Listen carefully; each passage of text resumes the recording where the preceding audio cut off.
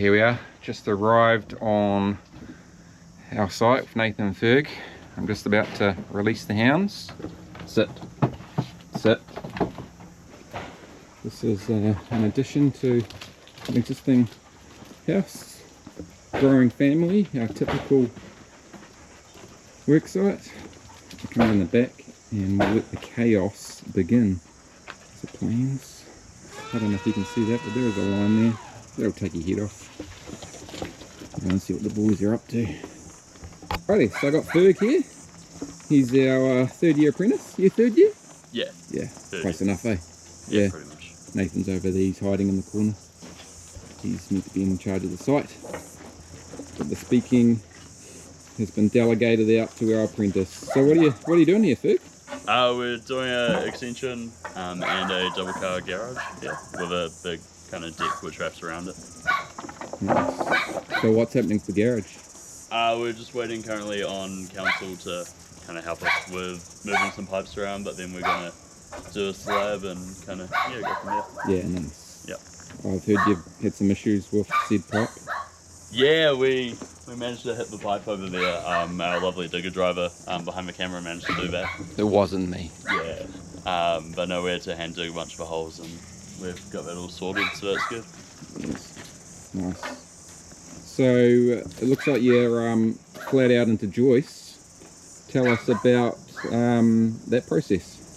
Yeah, well, we set up the posts and then the bearers, and now we're getting all the joists up. We spent a while getting everything packed and level, so then the joists are going on nice and easy, and then we'll be on the flooring soon. Very nice. And you got some pre-cut frames coming? I think we're building frames for this one, possibly pre-cut for the garage. Yeah, cool. Going old school, eh? Yeah. What's the advantages with making your own frames? If we make our own frames, we can make them to exactly how we need them on site. So if things have changed around doing the posts and stuff, we can kind of make it millimeter perfect. And then, yeah, we can just customize and have it however we need it to be.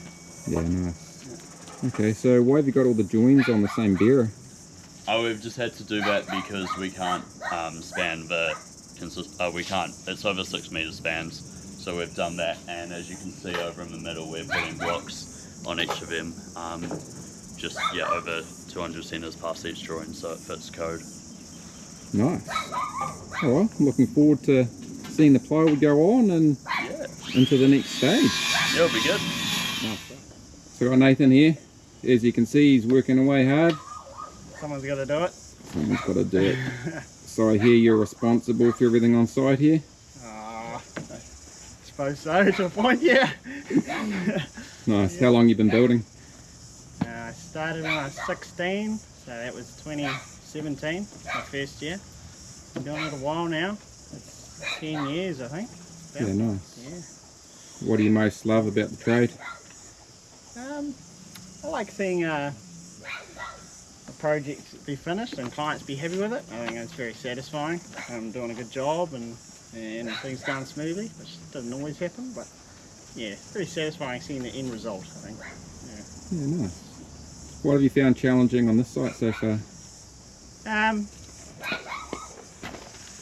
I think always tying into old can be tricky. I mean, that's the same with most extensions into an old house. The walls aren't straight or plumb, and so getting heights right and kind of splitting the difference on stuff, I think that's kind of can be the trickiest point on a job like this. But no, it's going quite smoothly really. It's not too complicated, so single level, it's going quite well. Yeah, awesome. Is there a part of the job you're looking forward to the most coming up? I love framing, wall frames, trusses, they're always a good time. Framing goes up fast and it's fun to work with timber like that, so I always enjoy that stage. But the whole thing really, it's always good. Enjoy every stage really. Awesome. Yeah. Oh, well, you're doing a great job. Thank you.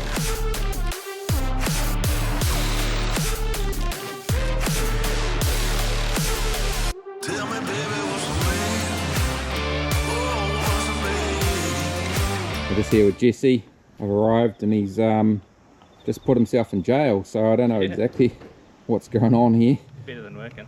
Yeah. So tell me what you're up to, Jesse. I see we've got a shower liner over here. Yep. So it looks like something to do with the shower.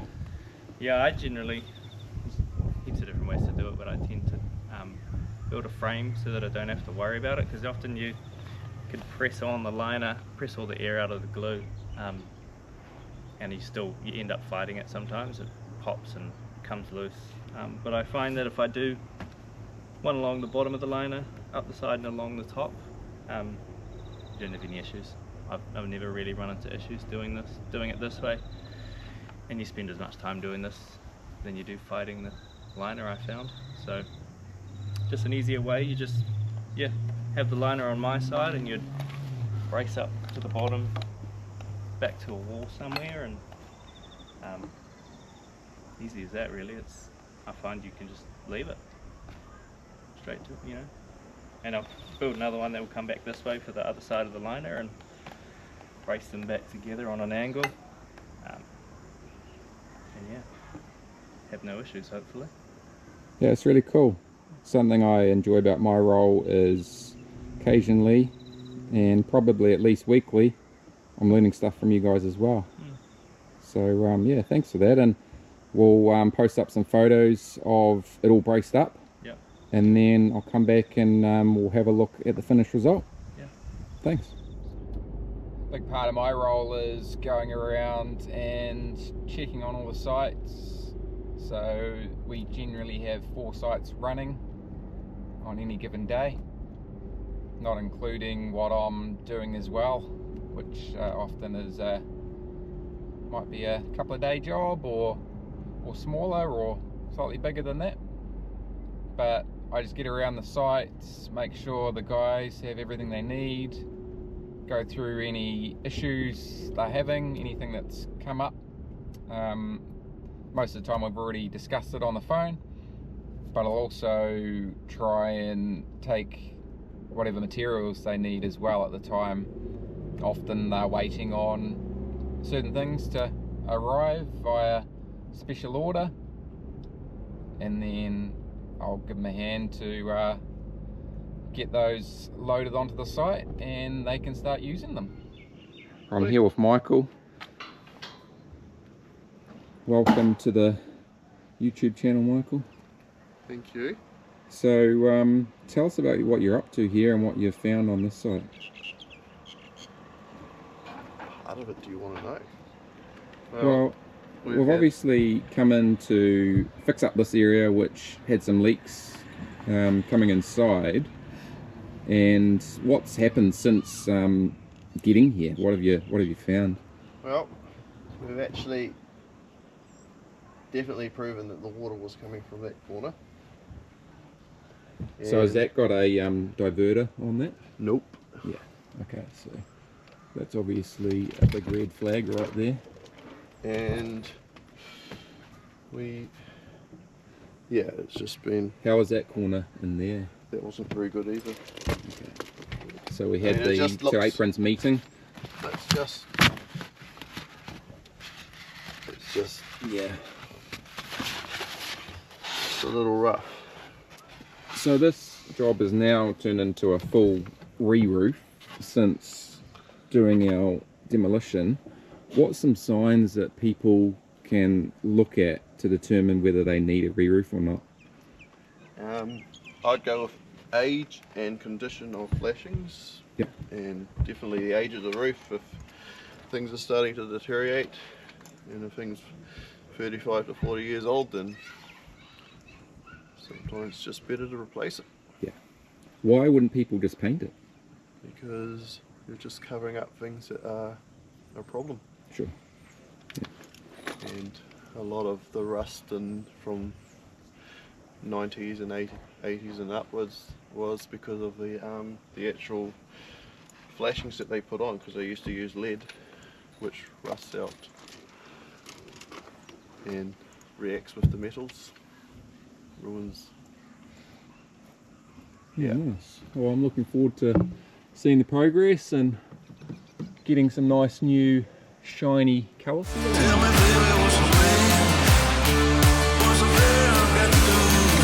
Yeah, so if you aren't sure about your roof and it's at an age of 30 years plus, you're seeing maybe some signs of rust, you might have a couple of areas that inside you're not sure if there's a bit of water coming in, then just get in touch. I'm happy to come and do an assessment. It might be that it does just need painting and you might get another 10 years out of it, which is often the case. But if it's 30, 40 plus years old, it's probably right at the end of its life, and a paint job might make it look okay, but it won't necessarily fix the issues that are there. So happy to come in, have a wee look, no cost at all, and let's make a plan for what's best for your roof.